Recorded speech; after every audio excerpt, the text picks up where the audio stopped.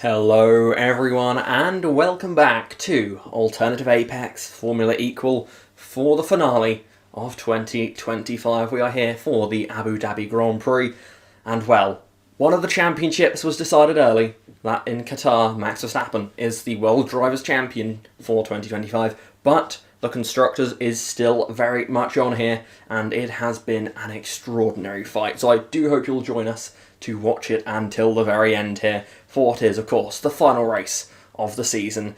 And as we enter this race, McLaren lead the Constructors by 2 points over Red Bull, with Ferrari 12 points back behind the leaders. Who will take it here today? Let's have a look at how they line up on the starting grid and on pole position. It is Lando Norris. The pressure's off now. He was relaxed in qualifying and he put in a flying lap to take pole position ahead of the champion Max Verstappen. On the second row, Charles Leclerc and Oscar Piastri making a strong qualifying for McLaren. Then it's Esteban Ocon and Carlos Sainz behind, with Pierre Gasly and Liam Lawson. Yuki Tsunoda in the second of the Red Bulls in 9th ahead of Hamilton in 10th place, both of those in the top 10. Then it's Russell and Bortoleto, Alexander Albon and Nico Hulkenberg, Jack Doohan and Fernando Alonso on the 8th row of the grid. Then it is Lance Stroll and Oliver Behrman, with Franco Colapinto, Isaac Hadjar and Andrea Kimi Antonelli rounding out the back of the grid for this final race of the season. This race is very much going to be about the battle of the second drivers, I feel, today, because I think regardless of who wins this race, it's probably going to come down to how well Tsunoda, Piastri, and, although it's weird to say as a second driver, Lewis Hamilton do in this race. McLaren start in an incredible position. With pole position, if they win this race, it's pretty much their championship no matter what. But if Max Verstappen were to win, then Tsunoda has the power to get in the mix. Ferrari need to get both their drivers up into the mix here if they want a chance of taking it. With the two McLarens in such strong qualifying positions, though, it would have to be a similarly awful race for McLaren to drop out of that position and be beaten by Ferrari. So it seems for the most part it's Red Bull versus McLaren, but who knows what could happen here today. The 5 red lights are on then. And for the final time in 2025, we are racing here. And as they enter turn number 1, it's Norris on the outside, Verstappen on the inside, and Verstappen takes the lead away. Max Verstappen will lead us up through the S's for the first time, but Norris is making a fight of it here as they're side by side now back down the hill. Behind them you can see the field trying to sort themselves out. Piastri looking to try and get into the mix here to fight for the lead, but it's Verstappen on the inside ahead of Lando Norris. Can Verstappen take this lead away after starting second? Can he get the move done as they head down the first of the 2 back stretches here? And it's Verstappen versus Norris, still side by side for the lead. Oscar Piastri wants to get himself into the mix as well. He could well take advantage here. Whoever comes out on top, could Piastri slot himself into second as they go into the chicane? It's Verstappen versus Norris, side by side, and Norris holds on. He fights back and Verstappen has no choice but to drop in behind him there. But now with the second of the straight, it's going to give another opportunity to the Red Bull of Max Verstappen to go all the way around the outside and back to the lead. Max Verstappen leads on lap number 1 here ahead of Norris and Piastri, with the perfect start there for Red Bull, but they could do with Tsunoda pulling his weight as well as he still lounges down at the back end of the points.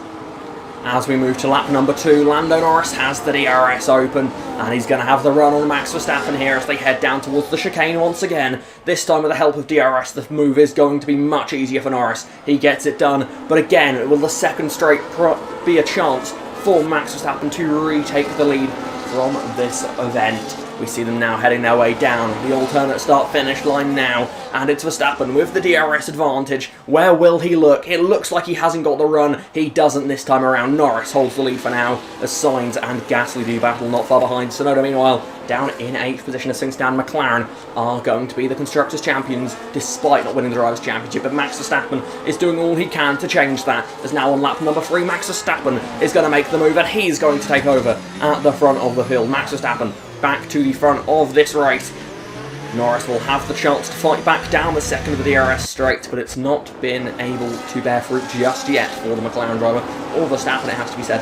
Past lap 1, we've not seen an overtake down into that corner for the lead here as Gasly and Tsunoda do battle over 7th and 8th positions here.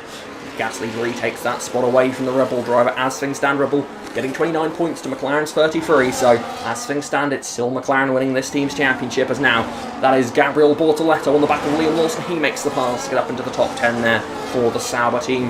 The Racing Bulls driver drops back, of course, our winner from Jeddah, trying to get a point here today, but Bortoleto currently ahead of him.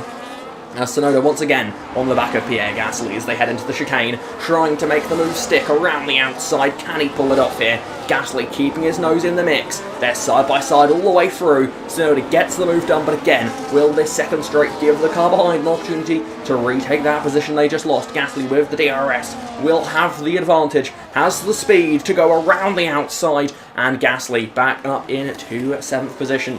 Really, Tsunoda needs to gain quite a few more positions in this one, and Red Bull need to hope that the Ferrari of Leclerc gets in the mix, which is exactly what he's doing now. He's making the move to take 3rd position away from Oscar Piastri. Into 3rd place goes the Ferrari man, so he wants to secure his place in the top 3 of the Drivers' Championship. A podium today would be a good way of doing just that now, as Leclerc has to look in his mirrors down the next straight.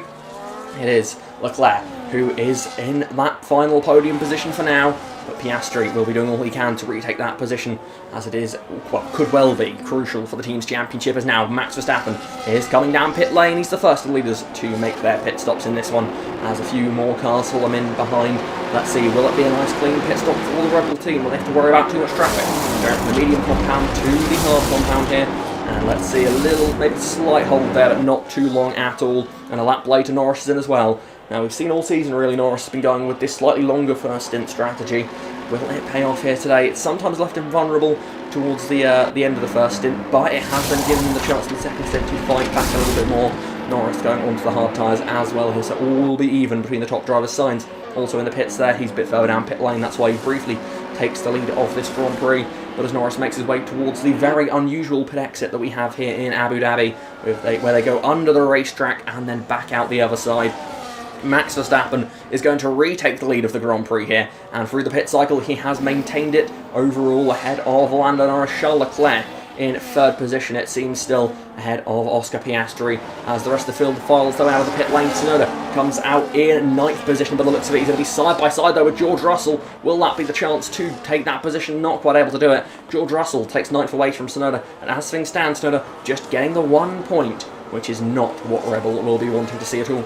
Russell trying to get Mercedes some points on the table after a series of disappointing results here, as Oscar Piastri is looking to make the move on Charles Leclerc for that final spot on the podium, and he gets it done through the chicane, but Leclerc with the traction is going to fight back around the outside, and with their way down towards the high-speed left-hander, the inside line will be crucial here, as right behind them that is the Haas of Ocon trying to get in the mix as well, as Piastri fights back around the outside. Ocon could be quite the thorn in the side here of the McLaren team. If he can knock Piastri down into 5th place, then McLaren are going to be getting 28 points, at which point 30 points would be the required amount for Red Bull, which so far today, at points today at least, they have had that many points currently being scored. So they're still side by side for now. Leclerc and Piastri battling all the way through the final sector here. Piastri trying to hold on to this podium position, and he does just that for now, but that little fight there has cost them some time, and now Carlos Sainz has joined this fight, and if Piastri lost another position to him, then he would really be in trouble, as would the team here, as Leclerc using the DRS is going to pass Piastri down the straight and into the chicane. Nice and easily done there for the Monegasque driver for Ferrari, just trying to end the season with a trophy of some sorts. Really, it's a miracle Leclerc only has 1 win to his name this season, but also it's perhaps surprising Piastri has none to his name. Very few podiums as well. It has not been the season that he would have wanted to have, but if he at least can contribute towards the team's championship, it will not be a true failure for the Australian driver, so he looks to build on it in maybe the next season, who knows. Behind him now, that is Esteban Ocon watching on as Piastri makes the move on Charles Leclerc again, but again, not quite able to make the move in one clean swoop, which is going to give the cars behind an opportunity to get into the mix now. As we're on lap 11 or 15, Leclerc will have the DRS down this next straight, but it's going to be Leclerc who's going to have to look in his mirrors now. Ocon is flying, he's up into 4th position, and as they head into the fast left-hander, can Ocon make the move? Leclerc's going to keep his nose in on the inside there. Ocon trying to go all the way around the outside. He's going to have a chance, because that will become the inside now, but Leclerc with enough power to fend him off and hold on to that position for now at least. Leclerc still in 4th. but he really has his sights set on that podium position as we go on lap 12 now. We're getting closer and closer to the finish.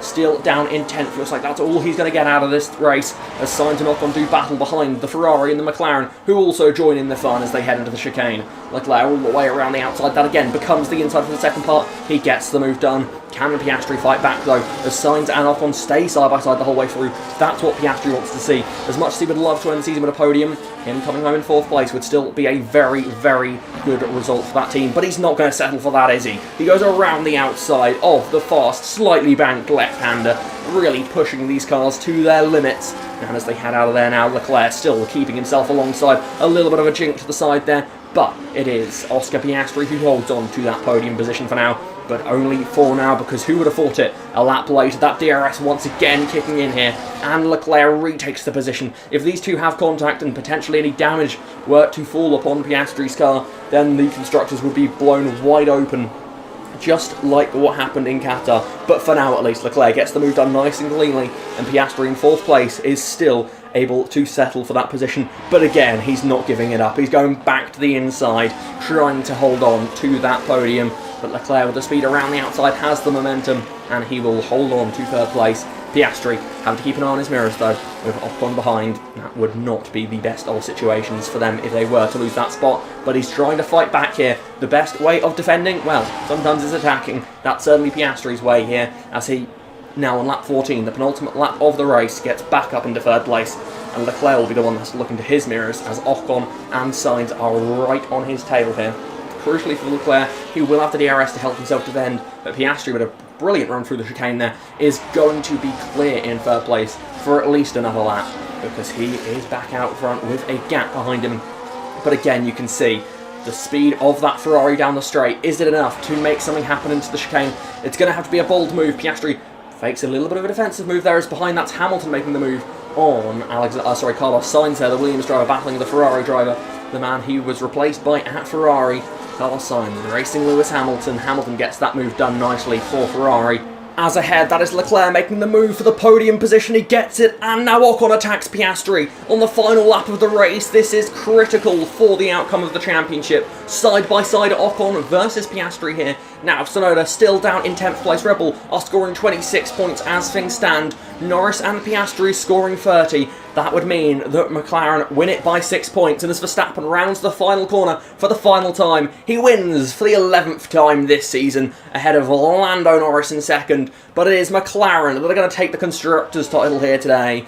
That was quite the battle for the final place on the podium. Leclerc gets the trophy to take home. Well, the podium trophy, that is, because Oscar Piastri, with 4th position, secures McLaren the Constructors' Championship for 2025 of Formula Equal. What a fight that was. Ferrari in the end, with a 3rd and 6th place, got a solid amount of points, but not enough to make up for their deficit. But Red Bull, even though they didn't quite win the Constructors, are still happy with that result. Max Verstappen is the Drivers' Champion after all, and with an incredible 11-win season, that was something special that we have witnessed once again. Not quite as dominant as he was in Qatar, only by a couple of seconds over Norris today, but Norris could not really put up a fight. In the early laps, they had a little bit of a scrap for the lead, but in the end, Verstappen just began to stretch out the field in a way that they just could not respond to. Leclerc and Piastri put on a show for us there in that final stint, with Leclerc coming out victorious in that particular battle,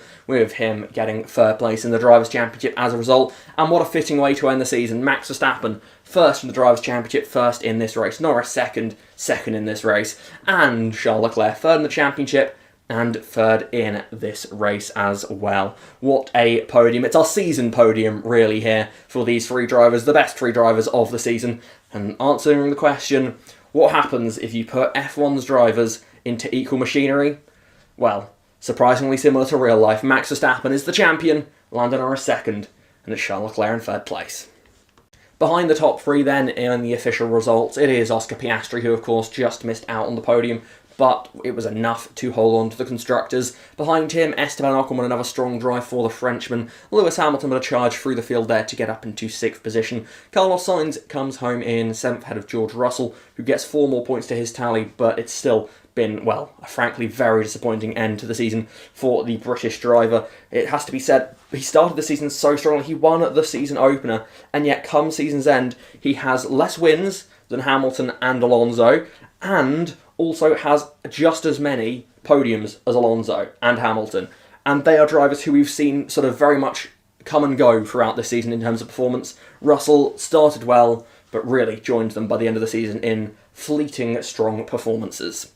As we look to the Drivers' Championship, as we know, Max Verstappen wins it by a whopping 45 points over Lando Norris. Not quite the biggest advantage we've seen all season, of course. There was that one stage where it went over 50 in favour of Verstappen, but still an incredible recovery this season from Max Verstappen after an engine failure in the season opener. What a way to come back, and hey, if they hadn't had that engine failure in the very first race of the season, they would have won the Constructors as well. So it's all a lot of what-ifs in F1, isn't it? That's really all it is about.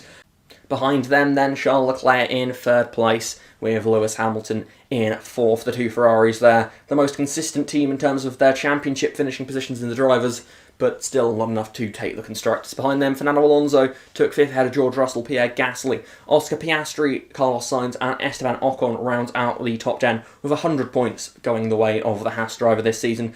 Outside of the top 10 we have the likes of Yuki Tsunoda for Red Bull Racing, Alexander Albon, Liam Lawson, two of our winners this season, finishing 12th and 13th in the Drivers' Championship. Nico Hülkenberg started the season very strongly and had a few flashes throughout the season as a whole, but in the end 14th in the Drivers' Championship. The lowest of the regular point scorers, I think it is fair to say, and by quite a decent margin over the likes of Lawson and Albon. Behind him, it is Jack Doohan, one of the drivers that didn't have the greatest of seasons, but had their own moments and did get points, which is something that not everyone managed to do.